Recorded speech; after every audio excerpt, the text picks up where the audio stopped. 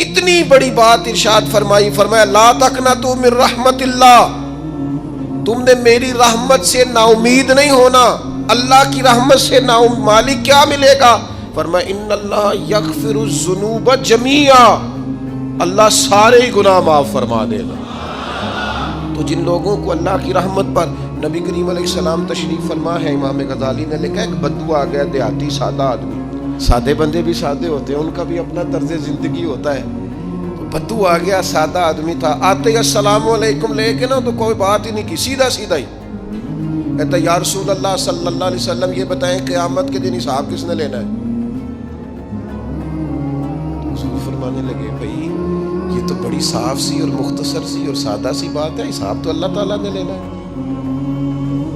اب اس نے جو لفظ کہے اللہ کے حبیب کی آنکھوں میں آنسو آ گئے، کہنے لگے اگر اللہ نے حساب لینا ہے پھر انشاءاللہ کرم ہی ہوگا۔ تو حضور فرمانے لگے تمہیں یہ امید کس طرح ہے؟ تو عرض کرنے لگے یا رسول اللہ کریم جب غالب آتا ہے تو معاف ہی کرتا ہے۔ جب کریم کا غلبہ ہوتا ہے نا، کریم بندہ جب کسی پہ قبضہ کر لے تو پھر معاف کرتا ہے، تو اللہ تو سب سے بڑا مہربان ہے۔ وہ بات کی اور اگلا جملہ ہی کوئی نہیں کہا، وہ چلے گئے۔ تو حضور علیہ السلام نے اب اس بات پر رزلٹ دیا، فرمانے لگے کریم محبوب بندہ سادہ تھا، بات بہت بڑی کر گیا ہے، بڑی بات کر گیا، سادہ آدمی۔ میرے عزیز، اللہ کی رحمت پر جن لوگوں کو امید ہو، انہیں موت سے ڈر اور پھر جن کو محبوب کی ملاقات کا شوق ہو نا، ہم نے جان دے دی وعدہ دیدار پر، ہم سے وعدہ کیا گیا تھا کہ تم مرو گے نا تو تمہیں دیدار ملے گا، تو ہم نے جان ہی دے دی وعدہ دیدار پر، جان ہی دے دی وعدہ دیدار پر۔ اور پھر فرماتے ہیں نقد اپنا دام ہو ہی جائے گا، فرماتے ہیں ہم نے جان دی ہے اس وعدے پر کہ وہ ملے گا، تو امید ہے کہ یہ سودا ادھار نہیں، جیسے ہی قبر میں جائیں گے سامنے حضور کی زیارت نصیب ہو جائے گی۔ اس لیے لحد میں بھی عشق رخ شاہ کا داغ لے کے چلے، اندھیری رات سنی تھی سو چراغ لے کے چلے۔ یہ حدیث آپ نے بھولنی نہیں، یہ تنہائیوں میں یاد رکھنے کی روایت ہے، یہ تنہائیوں میں پڑھنے کی روایت ہے۔ یہ اپنے ذوق کو تازہ، جو لوگ کہتے ہیں نا وجد سرور کیف میں جانا چاہتا ہوں، وہ مشکات شریف کی اس حدیث کو دیکھے۔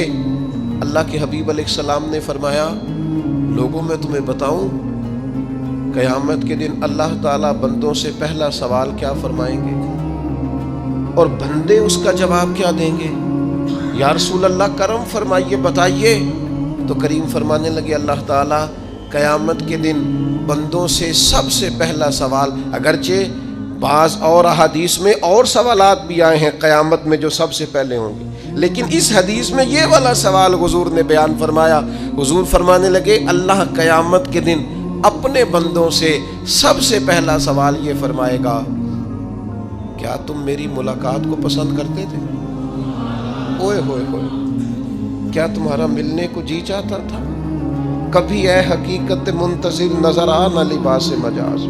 اقبال کہتے ہیں تیرے کرم اتنے ہیں دل کرتا ہے تجھے دیکھیں، کبھی کبھی اے حقیقت منتظر نظر آ نہ لباس مجاز میں، لاکھوں سجدے تڑپ رہے ہیں میری جبین نیاز میں، تمہارا دل کرتا تھا مجھ سے ملنے کو؟ حضور فرماتے بندے عرض کریں گے مالک بڑا دل کرتا تھا۔ تو پھر اللہ فرمائیں گے یہ گفتگو کی معنویت تو دیکھو یار، اس کا حسن تو دیکھو۔ اللہ پھر پوچھیں گے کیوں دل کرتا تھا تمہارا؟ دل کرتا تھا تو کیوں کرتا تھا؟ عرض کریں گے مالک اس لیے کہ ہمیں امید تھی کہ تو معاف بھی کر دے گا، رحمت بھی فرمائے گا، اس معافی کی امید پر دل کرتا تھا تو ملے۔ حضور فرماتے ہیں پھر رب فرمائے گا مجھ پر واجب ہے، میں نے اپنے کرم سے واجب کر لیا ہے کہ آج تمہیں جنت عطا کروں گا۔ یہ جو ملاقات ہے نا، ملاقات کہ وہ ملیں گے، ان سے ملاقات ہو۔ عمر بیت گئی نا نام جپتے، عمر بیت گئی نا تذکرہ کرتے، ہم سے بھی لوگ پوچھتے ہیں کیا کمائی کی، کیا زندگی میں حاصل کیا، تو ہم کہتے ہیں شرق سے غرب تک ملک کے ایک کونے سے لے کر دوسرے کونے تک مدینے والے کی بات کی ہے، حضور کا ذکر کیا ہے۔ نبی پاک کے اور میں اپنی حیاتی تو قربان تھی، وہاں ساری محمد محمد پکیندے گزر گئی ساری۔ یہ اعزاز ہے، یہ کرم ہے۔ اب کیا ہوتا ہے، گناہگار لوگ ہیں، اتنا بڑا دعویٰ تو نہیں کر سکتے، لیکن دل تو چاہتا ہے نا کہ چلو جس کا نام لیا ہے اس کی کبھی زیارت بھی ہو، کبھی ملاقات بھی ہو، کبھی نظر کرم بھی ہو۔ کسی نے اپنے محبوب سے کہا تھا کہ ذرا ایک نظر مجھ پہ بھی کیجئے، تو قریب بیٹھے ایک شخص نے کہا یار تو نے بڑا دعویٰ کیا ہے، جو محبوب ہوتے ہیں ان کو تکلیف نہیں دی جاتی، تو کہتا ہے پورا چہرہ ہی تیری طرف پھیرے۔